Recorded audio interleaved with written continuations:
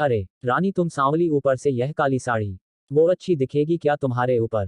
पहले ही तुम्हारे रंग को देखकर लोग ताना मारते हैं। पूरब रानी को बोला। देखो ना पूरब, मैं बोलती तो कहती, सास बोलती रहती है हमेशा। ऐसा लगता है जैसे कौवे को काला टीका लगाया हो। पति और सास का बोलना सुनकर जरा उदास हो गई। वो काली नहीं थी, कृष्णवर्णीय, और रानी नाक नक्शे में अच्छी थी। पर पति और सास कलर को लेकर रानी को हमेशा ताना मारते थे। क्या करेगा वो भी, वह गोरा और रानी कृष्णवर्णीय। लोगों का क्या, वो तो नाम रखने में पीएचडी होते हैं। ब्लैक और व्हाइट जोड़ी बोलते थे दोनों को। पूरब का मन वैसे साफ था। रानी को अगर कोई कलर को लेकर बोलता तो उसे जरा भी अच्छा नहीं लगता था, इसीलिए वह भी थोड़ा बहुत बोल देता था ताकि वह जिद ना करें। लेकिन जब वह बोलता था तो उसे इस बात का पछतावा होता था। उसकी माँ घर में हमेशा कड़वाहट रखती थी। आज भी वैसे ही हुआ। घर में उत्सव के माहौल में सुबह जब सास ने रानी से बात की तो वह थोड़ी घबराई हुई थी। उसका चेहरा भी शांत था। पूरब वास्तव में खुद पर शर्मिंदा था। अपराधी की तरह बैठने के बजाय वह काम के लिए बाहर गया। कई सारी महिलाएं काली साड़ी पहनकर सड़कों पर चल रही थी। सभी ही गोरी थी ऐसा नहीं था, लेकिन उन पर वह काली साड़ी अच्छी लग रही थी। पूरब काम की जगह पर गया। उसका बचपन का दोस्त विक्की और उसका पूरा परिवार साथ में था। जान पहचान हुई तभी पीठ के पीछे से विक्की की पत्नी आई, वह भी काली सांवली ही थी। काली साड़ी पहनी थी उसने। पीछे से एक आवाज आई, प्रतीक्षा दीदी, अच्छी दिख रही हो आप। आपकी साड़ी भी अच्छी है। और आप भी। प्रतीक्षा के चेहरे पर खुशी आई, उससे ज्यादा विक्की खुश हो गया था। पूरब विक्की को कुतूहल से देख रहा था। विक्की ने वह देखा और जाना।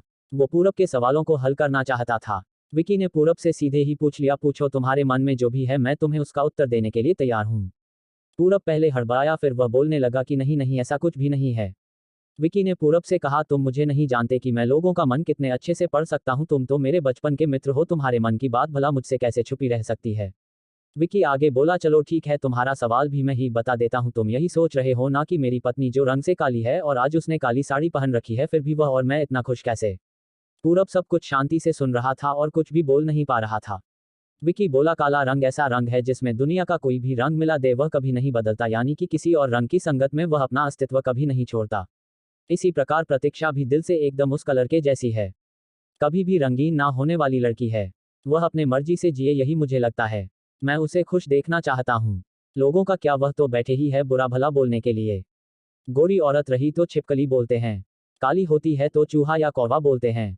क्या क्या नहीं बोलते लोग। ताना मारने वाले मारते रहे, हमें हमेशा खुश रहना चाहिए। वही मैं अब कर रहा हूँ।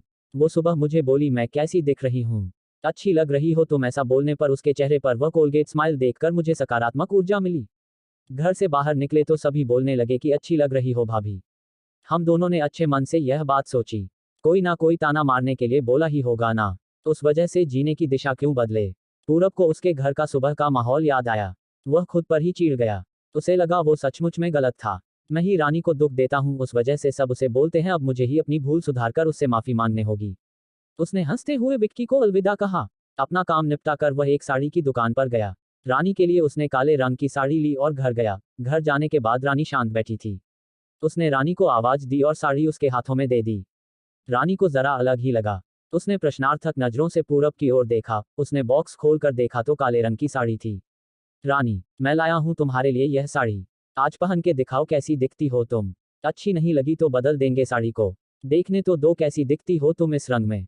रानी को जरा अच्छा लगा। चलो तैयार हो जाओ जल्दी, हम जरा बाहर जाकर आते हैं। एक क्लाइंट के पास जाना है, उन्होंने बुलाया है जोड़ी में। पूरब का बोलना सुनकर रानी तैयार होने गई। काली साड़ी, उस पर हल्का सा मेकअप और लंबे बालों की चोटी। पूरब भी क्या, पूरब की माँ भी रानी को देखते ही रह गई। पूरब बोला, रानी सॉरी। हाँ, अरे लोगों की बातों में आकर मैं तुम्हें हमेशा बोलता रहा और खरा सौंदर्य किसमें है यह मैं भूल गया था। रंग दो ही है, यह जानकर फिर जीना छोड़ दे क्या? अपनी खुद की पसंद छोड़ दे क्या? तुम्हें काली रंग की साड़ी पहनना बहुत अच्छा लगता था ना? पर मैं हमेशा तुम्हें टोकता रहा। अब मुझे समझ में आया, किसी भी रंग में रंगते वक्त मन साफ हो तो खूबसूरती निखरती है। तुम चाहती हो वैसे ही जियो। मैं कभी भी तुम्हें नहीं बोलूंगा, और हाँ सचमुच सुंदर दिखती हो तुम। तुम्हारे रंग पर अच्छा खिलता है यह काला रंग। रानी के चेहरे की लाली और भी ज्यादा बढ़ गई थी यह बात सुनकर। शर्मा कर वह पूरब को बोली, क्या आप भी? पूरब ने रानी का मुस्कुराता हुआ चेहरा देखा और उसके बदले हुए विचारों से पूरब खुश हुआ। मन ही मन में पूरब ने विक्की को धन्यवाद किया, क्योंकि यह परिवर्तन विक्की के शब्दों द्वारा हुआ था।